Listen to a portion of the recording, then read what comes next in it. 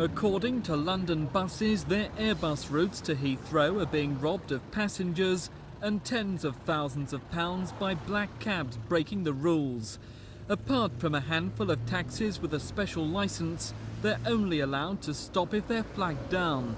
When I stood at an Airbus stop in Bayswater Road this morning, cabs were stopping within minutes, offering to take me to the airport. One suggested I share with a waiting passenger. How many there? One person? One person. £6 each? £6 each. When challenged, the cabbies said they thought they'd been waved down. Even the manager of the Airbus service has been approached while waiting at a stop.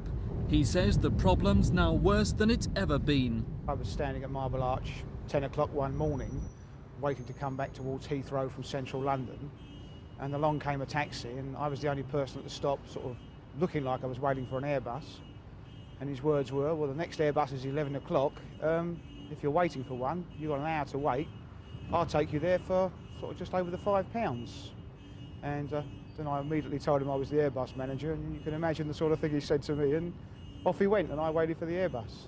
How concerned are you that this sort of thing is going on? Extremely, because obviously it's so important that our customers get the service they deserve. The few jobs that are likely to be picked off of bus stops just for people going to Heathrow are so negligible that they just don't count for a percent of any percent at all. It's a nothing thing. I think they make a lot of fuss over nothing, and probably they're suffering the recession the same as everybody else. Taxi drivers I've spoken to blame the recession. They say trade is down up to 30%, and if they do rob passengers from bus stops, it's because they're only trying to protect their livelihoods. London buses say it's unfair competition, and they're going to send in plainclothes inspectors to try to catch the culprits. This is Mike Pearce for Thames News. Their livelihoods.